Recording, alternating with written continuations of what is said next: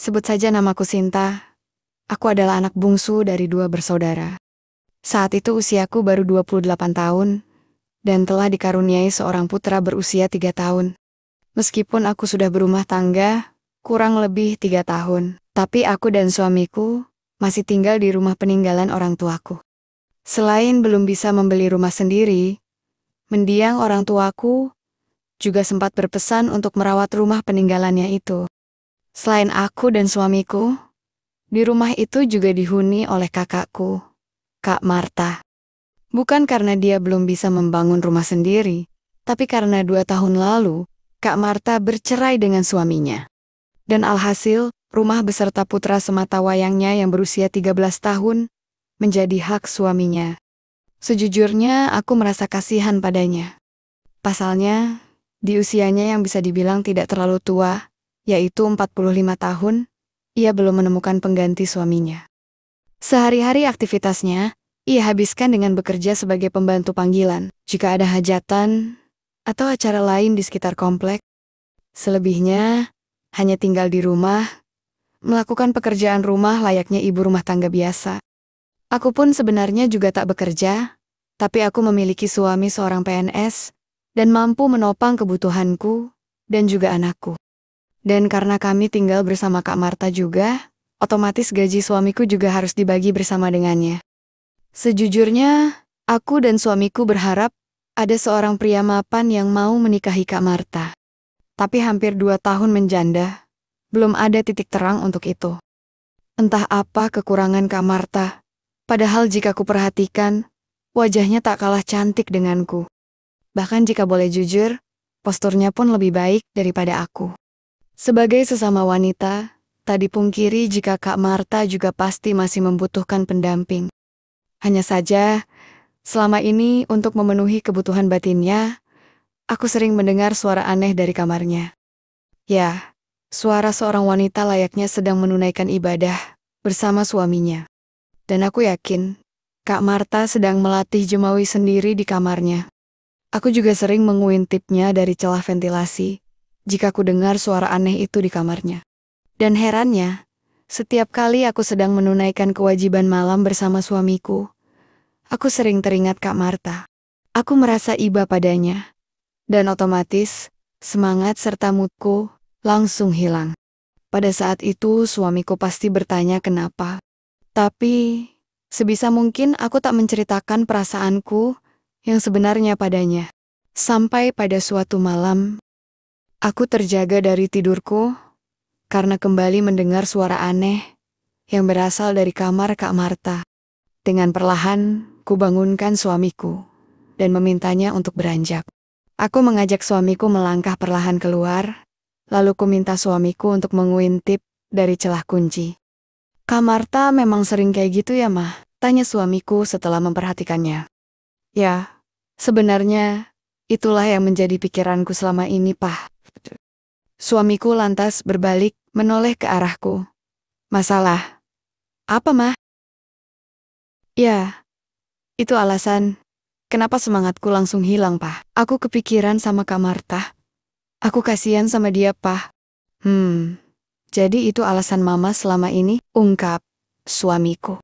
Aku hanya mengangguk mendengar ungkapan pengertian dari suamiku.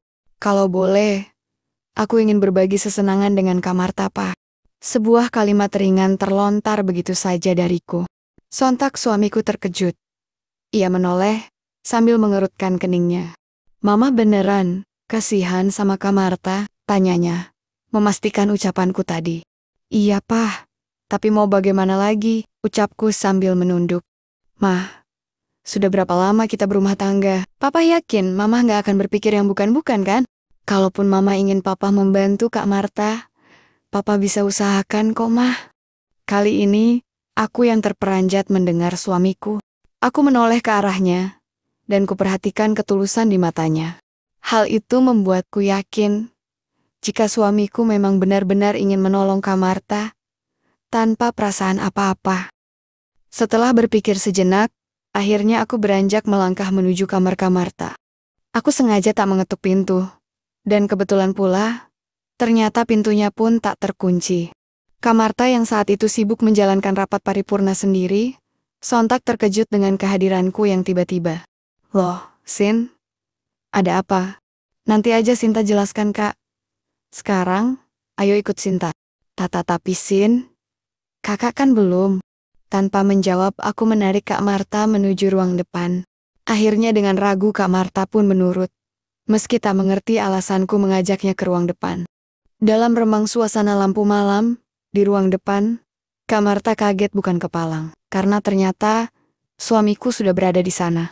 Kak Marta yang saat itu memang belum mengembalikan kabinet, serta segitiga bermuda, seketika menunduk malu. Tapi, baik aku dan suamiku tak memperdulikan hal itu. Aku hanya meminta Kak Marta untuk duduk di kursi, sementara aku di sampingnya. Sejenak kami sama-sama terdiam. Sampai tak lama kemudian, aku membantu Kak Marta menyiapkan sajian-sajian baiknya. Awalnya Kak Marta terheran dengan sikapku dan suamiku. Tapi setelah ku jelaskan jika semua akan baik-baik saja, akhirnya ia pun mengangguk meski masih sedikit bingung. Setelah segala sesuatunya rampung, suamiku yang sudah mengerti bagaimana tugas negaranya, segera memberi perhatian pada sajian Kak Marta itu. Kak, ini demi kebaikan bersama, tolong jangan berpikir lain-lainnya ya, kataku saat suamiku fokus pada bidang baik Kak Marta. Tapi kenapa harus? Ujar Kak Marta terjeda. Kami ngerti masalahmu Kak, jadi kami ingin membantu. Lambat laun Kak Marta pun melupakan kebingungannya. Nampak ia mulai hanyut akan nirwana, dan sesekali ceramah sebisanya. Aku yang tak ingin melewatkan kerukunan saudara tersebut, akhirnya turut menyiapkan masalah-masalahku juga. Dengan ragu, aku membantu suamiku menyelesaikan problematika Kak Marta juga. Entah beberapa kali nada dering Kak Marta bergema, apalagi ketika suamiku mulai melajukan perahu layarnya. Tapi, yang kutangkap saat itu adalah raut Kak Marta begitu gembira, karena memang saat itu adalah saat paling dinantikannya. Beberapa saat suamiku berkendara, dan banjir bandang pun melanda Kak Marta itu. Sinta, kakak sudah. Mendengar itu, aku bergegas menggantikan tugasnya. Kuikuti alur kehidupan yang ada, sementara Kak Marta memperhatikan dengan seksama. Hingga pada saat waktunya telah tiba, aku dan Kak Marta pun menerima pundi-pundi kebaikan dari suamiku itu. Sinta, Indra, kakak makasih sekali ya, ujar Kak Marta padaku, dan juga suamiku. Sudah seharusnya saling membantu Kak, jawabku sambil tersenyum pada kakakku itu. Sejak saat itu, Kak Marta tidak lagi canggung ketika ia sedang mengalami masalahnya yang datang tiba-tiba. Ia segera datang menemui kami, dan mengusulkan solusinya. Baik aku dan suamiku pun begitu antusias menolongnya. Karena bagiku kebahagiaanku juga menjadi kebahagiaannya. Setidaknya, begitulah kisah yang kualami beberapa tahun silam. Sampai menginjak di tahun berikutnya, mendadak Kak Marta kembali rujuk dengan suaminya. Dan tentu saja, ia pun ikut pindah dari rumah kami, mengikuti suaminya. Sebelum pergi, Kak Marta banyak-banyak mengucapkan terima kasih padaku dan juga suamiku. Dan keputusannya pindah dari rumahku, yaitu karena ia juga tak ingin merepotkan kami. Lagi pula Kak Marta juga berpikir, tak mungkin pula jika ia harus melanjutkan kerukunan saudara itu. Demikianlah kisah yang kualami beberapa tahun yang lalu.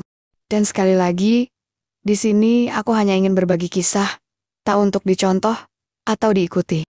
Setiap orang pasti punya kisah sendiri, dan semoga dengan kisahku ini ada hikmah yang bisa dipetik untuk kehidupan yang lebih baik lagi.